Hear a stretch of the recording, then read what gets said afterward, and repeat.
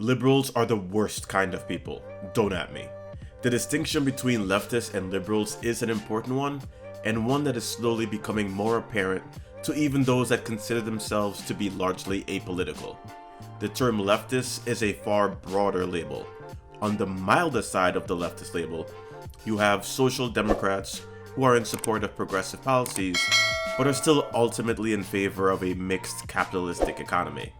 On the more radical end of the leftist spectrum, you have communists, socialists, Marxist-Leninists, etc. Some of you may object to me including social democrats under the leftist umbrella. Relax, it's not that serious. Reasonable people do disagree about this. There is no biblical definition of what constitutes a leftist. Liberals, on the other hand, ostensibly share many of the social values as progressives, whilst largely lacking the political appetite to act on those values.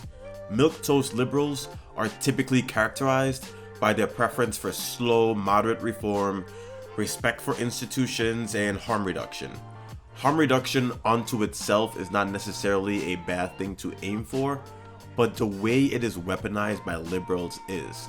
More on that later though. Perhaps the most important distinction between liberals and leftists is that liberals are at heart determined to be, or at least appear to be, reasonable. This likely sounds like a positive trait, but the problem with most liberals is that they want to be liberal no matter the cost. Regardless of whether the issue is affirmative action or ending homelessness, liberals are typically more concerned about the feelings of conservatives and other moderates. Worse yet, in the two-party system that has taken root in American politics, the moderately liberal Democratic Party has become the default and only real choice for leftists in America. Though Democrats are characterized as leftists and even as far-left extremists by dishonest and bad faith actors on the right, the truth is, they are arguably a center-right party on many issues, and really only ever present a veneer of being left-leaning on social and cultural issues. Just for the sake of clarity and defining terms, liberalism is a political ideology that ostensibly hinges on individual freedom and autonomy, rule of law and constitutionalism, individual rights, equality, limited government and free market economy, and social progress and tolerance. By examining even those specific attributes, one can immediately see the flaws with liberalism as an ideology. Wanting social progress with a limited government doesn't really make sense, and individual freedom and autonomy with a so-called free market is another inherent contradiction. Deep-rooted systemic issues cannot be thoroughly addressed and tackled with a limited government. Though no one wants governmental overreach, an expansive government can address anti-discrimination laws, affirmative action, enact robust social welfare programs, and actively work towards reducing inequalities based on race, gender, socioeconomic status, and other factors. Limiting your government also restricts its ability to invest in public goods and infrastructure, whether we're talking about education, healthcare, or public transportation, all areas in which the United States are severely lacking, by the way. These services are essential in creating a thriving society. Limiting your government either strips the resources to make necessary changes or removes the political will to do so. Probably one of the most important things an expansive government can do as well is regulate. Regulating industries and protecting consumer rights helps ensure and codify fair and ethical practices. Strong consumer protection laws and regulations safeguard individuals from fraudulent activities, dangerous products, and unfair business practices. Moreover, an active government can play a pivotal role in addressing environmental challenges by enacting and enforcing environmental regulations, promoting sustainable practices, and investing in clean energy. An expansive government can drive up the transition towards a greener and more sustainable future. A more expansive government can also play a crucial role in advancing scientific research and innovation. As much as capitalists like to pretend that it is capitalism that drives innovation, it is literally the other way around. The public sector drives innovation, and the capitalists use those innovations to their advantage to generate profits. Scientific research is expensive, risky, and benefits society. which is why a more expensive government is needed to invest in research and development via providing grants and fostering relationships between academia, industry, and research institutions. Lastly, and probably least controversially, expansive governments can respond to social crises and emergencies. Whether there is a public health emergency like, say, I don't know, a pandemic or economic downturns, a bigger government is empowered to respond swiftly by mobilizing the necessary resources to provide emergency aid, to coordinate relief efforts, and engage in meaningful impact mitigation. Okay, you may be asking yourself, cool, a bigger government is a good thing, but don't liberals also want a bigger government? What's the problem? Except no, they don't. Liberals want a bigger government much in the same way your super shy friend wants a girlfriend.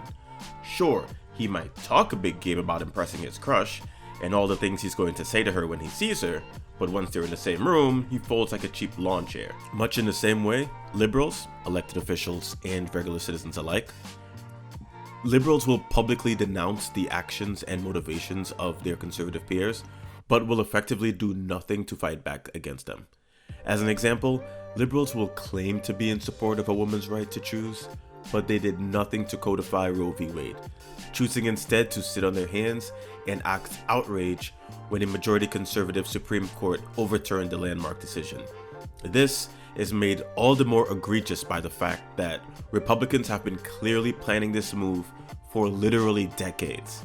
The idea that Democrats were somehow blindsided by this is equally laughable and insulting to our collective intelligence. Speaking of the Supreme Court, given that Republicans denied President Barack Obama his Supreme Court nomination, and that Ruth Bader Ginsburg's hubris gifted President Trump with a third Supreme Court nomination, President Biden's refusal to pack the Supreme Court was particularly spineless. Democrats love to pretend that they are being the virtuous party, never bending the rules, determined to beat Republicans on some imaginary moral high ground. Make no mistake, this is pure fiction. Democrats have no problem taking corporate money and prioritizing the needs of the corporate sugar daddies over their constituents. Democrats are also in full lockstep with Republicans with respect to our engorged military budget, consistently voting to increase the military budget every year as if we were in the middle of an international conflict that we are on the verge of losing. The truth is that Democrats and Republicans are two sides of the same coin. What makes the liberals of the Democratic Party particularly malevolent is the way that they pretend to be the party of social change and progress in order to pay lip service to leftists. They know leftists will never fully trust them, but with the alternative being a party that seems to be foaming at the mouth to take the country back to the dark ages, liberals feel safe in knowing that they can do less than the bare minimum to secure the votes of most leftists. And though some leftists will argue that we should not see liberals as our enemy. But are liberals the enemy of the left? I do not think that they are. This is a benefit that should really only be extended to average citizens and non-elected officials. Liberals in government are in fact our enemy. They dangle the prospect of change coming somewhere down the line, when in reality, they make it a point to do just enough to remind people that they are slightly less scary than Republicans. Or more accurately, they will be less proactively insidious than Republicans, while still making lives worse for working class people in less obvious ways. By simply existing and pretending to oppose the Republican Party, Democrats essentially get to be conservatives while cosplaying as being on the political left. We need a Republican Party. We need an opposition that's principled and strong. And I think you're going to see them going through this idea of what constitutes a Republican Party.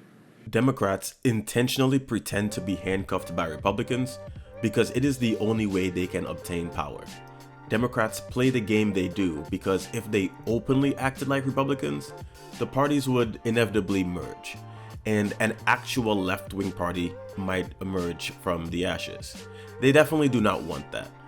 They could also fully embrace being a left-wing party themselves, but this would require them to actually follow through on progressive positions that they pretend to hold and be accountable to their constituents rather than their corporate donors.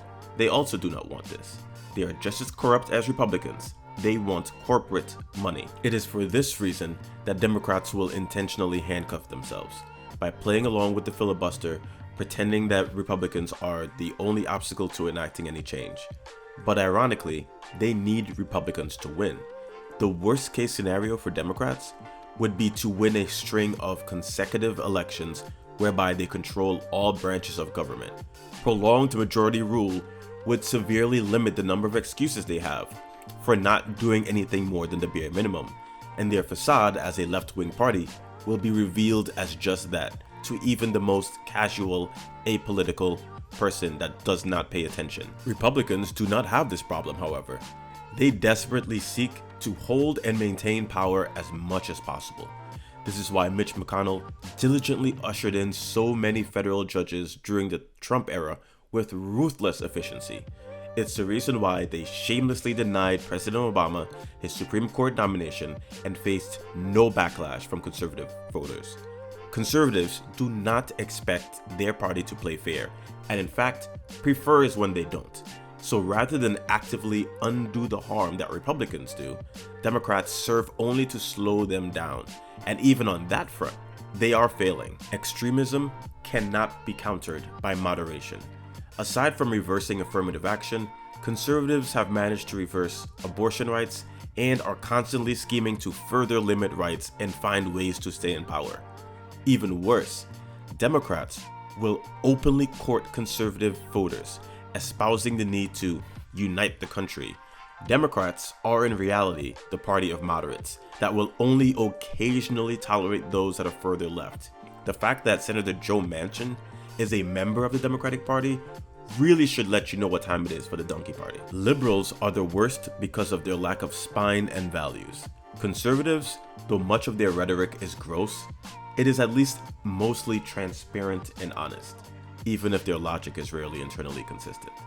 Liberals, on the other hand, will tend to wring their hands about a given issue and then bemoan the fact that doing anything about it is either unrealistic or unpopular. Whether intentionally or not, liberals provide cover and legitimacy to even the most disgusting factions of conservative ideology by seeking to find middle ground and compromise with Republicans. Compromising with the devil is still a deal made with the devil. There is no positive outcome to be had. If that analogy offends you, consider that even on the most extreme ends of each end of the political spectrum, there is no equivalence to be had. An extreme right-winger is likely to be a racist, fascist, white nationalist, homophobe, and transphobe. An extreme left-winger is likely to be a tree-hugging communist who scolds you for assuming someone's gender and believes everyone should have access to anything that they could ever need. Being woke scolded is just not equivalent to having your rights spat on, regardless of how badly conservatives and liberals want to pretend that they are somehow equivalent. Whether or not leftists should try to completely take over the Democratic Party or create one of their own is a whole other issue that I will likely broach in a separate video. But we are rapidly reaching a tipping point with Democrats. Liberals are often quick to point out that voting for Democrats is at the very least engaging in harm reduction. Refusing to vote and forcing Democrats to earn leftist votes therefore is inherently immoral because Republicans will wreak havoc. This is an argument that I can somewhat appreciate, but many leftists, myself included, are making the calculation that the degree of harm reduction is narrowing, and Democrats are barely even holding up that end of the bargain. There are still children in cages. Where is the harm reduction there? The federal courts were flooded with conservative judges. Where is the harm reduction there? Roe v. Wade was overturned. Where is the harm reduction there? It is not delusional or pie-in-the-sky thinking to do something different in order to achieve a different result. If liberals are so intent on scaring leftists into harm reduction, maybe they should do a better job of convincing us that they can actually deliver on that promise. Until leftists are taken seriously and not treated with open contempt by Democrats, why exactly shouldn't we let it burn for a while? We are seeing incremental regression as we speak. Dissatisfied as I might be with incremental progress, I could potentially tolerate it, because it would still be progress at least. Seeing as we're not even getting that, what good are they? But what do you guys think? Do you think liberals are part of the problem, or do you think that liberals and leftists are part of the same team and we have the same goals? I would love to see some healthy discussion in the comments. Thank you so much for watching the entire video. I really appreciate it. If you'd like to support, patreon.com/progressivewriter. That would really help me out. Thanks for watching.